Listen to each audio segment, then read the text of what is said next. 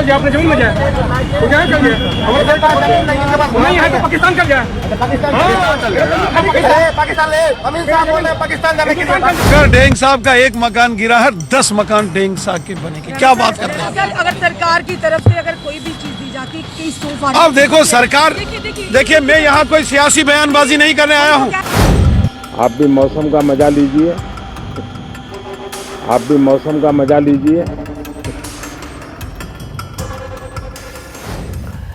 पहले तो बहुत बहुत मुबारक उन लोगों ने जो बिहार में बीजेपी की सरकार रहने के बाद बहुत खुश है, क्योंकि उनकी कुछ तस्वीरें निकल के सामने आई हैं। खबर ये नहीं दिखाऊं, खबर इसके अलावा ये है कि उत्तर प्रदेश से भी निकली हुई खबर है। धर्मांतरण, नशा, ये वो तमाम बातें करी है उन्होंने, और सारा दोषारोपण किस पे? एक अब्दुल खालिद। लेकिन आज असलियत दिखाता हूँ। असलियत ऐसी है जिसके बाद शायद ही कभी बोल पाए। आपको दिखाऊंगा जम्मू कश्मीर का। जम्मू कश्मीर में अपने हिसाब से इन्होंने सरकार बना ली। हुआ क्या? कुछ नहीं हुआ। लेकिन आज क्या है? आज की हकीकत देख के कम से कम थोड़ी गनीमत और थोड़ा गैरत दोनों को रखनी चाहिए। दोनों को मतलब जो लोग हैं कि दिन भर सिर्फ हिंदू मुसलमान करते हैं, उनके लिए बहुत सारी खबरें दोस्तों दिखाता हूँ। नमस्कार, मैं हूँ प्रज्वल गौतम और आप देख रहे हैं the live TV. The live TV, सच सबसे आगे। चलिए शुरुआत करते हैं पहली खबर से। जरा सुन लीजिए क्या कह रहे हैं। जहाँ कर दिया आपने, जमीन में जाए तो क्या कर दिया, हमारे नहीं है तो पाकिस्तान कर जाए, पाकिस्तान ले, अमीर साहब बोल रहे हैं पाकिस्तान जाने की। और पदाधिकारी क्या, जिसके पास ज़मीन नहीं है वो पाकिस्तान चला जाए, ऐसा बोला जा रहा है मधेपुरा में। बिल्कुल सबको पाकिस्तान भेज दो। जो बीजेपी वोट ना करता हो सबको पाकिस्तान भेज दो। मैं गैरत भेजता हूँ लोगों को, और चुल्लू भर पानी इसमें बैठिए और कूद जाइए सारे। क्या कह रहे हैं? ज़मीन नहीं जिसके पास उसको चले जाना चाहिए। अच्छा, आइए अगली खबर देखिए। धर्मांतरण, नशे से देश तोड़ने की फिराक पे है विदेशी ताकतें। अभिषेक उपाध्याय ने लिखा है, योगी जी नशे से देश तोड़ने की कोशिश में विदेशी ताकतें हैं या नहीं, ये रॉ या आईबी मिलकर पता कर लेंगी। आप बस इतना बता दीजिए कि आप जिस प्रदेश के मुखिया हैं उसे नशे से कौन तोड़ रहा है और किस पर किसका ईश्वरीय आशीर्वाद है। ये रही बात धर्मांतरण की। बाकी सही है, कौन तय करेगा? तय करना किसको है? ये अखबार तय कर रहे हैं भाई, सारे गेम। अब जरा इनको सुनिए। अगर डेंग साहब का एक मकान गिरा है, 10 मकान डेंग साहब के बनेंगे। क्या बात कर रहे हैं? अगर सरकार की तरफ से अगर कोई भी चीज दी जाती कई सोफा। अब देखो सरकार, देखिए मैं यहाँ कोई सियासी बयानबाजी नहीं करने आया हूँ।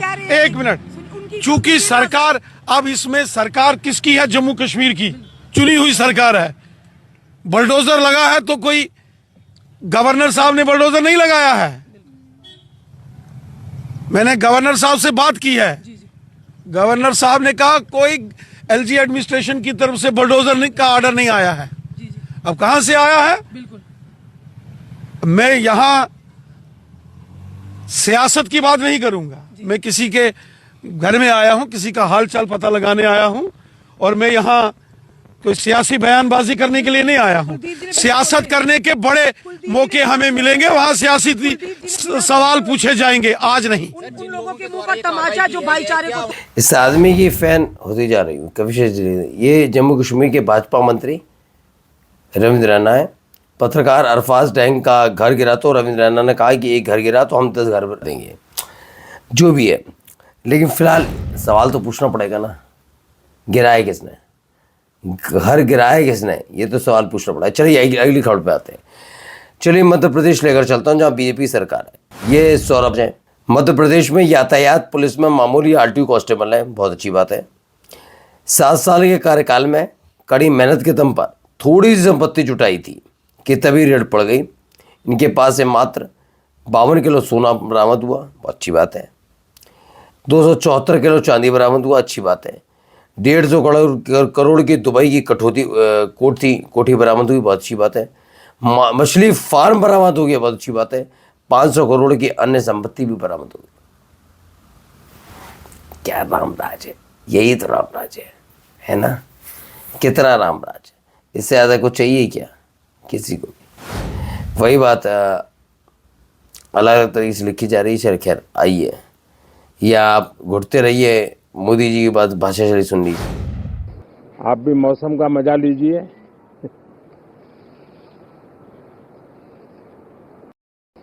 आप भी मौसम का मजा लीजिए।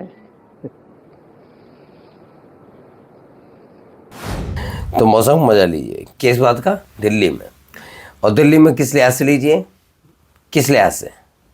क्या उन्होंने पूछा कि लोग वो उतरे थे अपने परिवार के साथ आए थे, वो कह रहे हैं कि भाई शुद्ध हवा नहीं है। लेकिन मोदी जी को फर्क क्या पड़ता है? दिल्ली में बेहिसाब प्रदूषण से लोग परेशान हैं, बच्चों और बुजुर्गों का बुरा हाल है।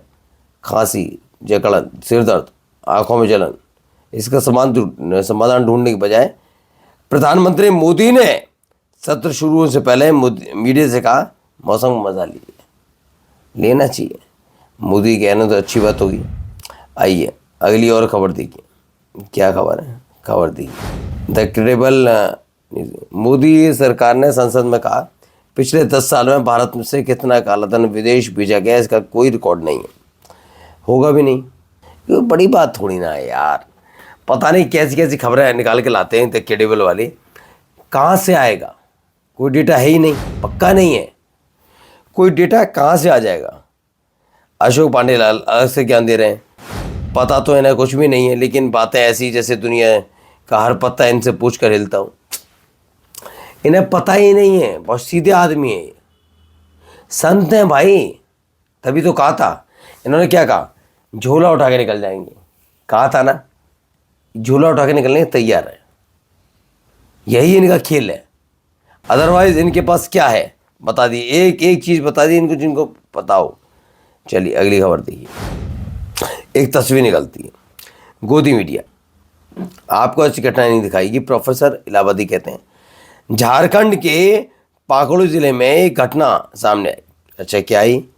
मेले से लौट रहे एक दंपति को रोककर महिला को जबरदस्ती खींच कर ले जाया गया। ओके ठीक है। आरोप है ये 5 लोगों, डोमा, मनोज, चैता, लोकी और भीमा ने उसके साथ सामूहिक दुष्कर्म किया। ओके, आरोप में गिरफ्तार कर लिया गया। लेकिन ऐसी घटनाएं सामने आना बेहद शर्मनाक और चिंताजनक है। तब तक है जब तक इनमें अनवर खालिद ना दिखे। नहीं दिखा ना, ये अनवर खालिद जब तक नहीं दिखेगा तब तक ना मीडिया को चिंता होती है ना बीजेपी वालों को। बस ये हकीकत है। नमस्कार। द लाइव टीवी, सच सबसे आगे।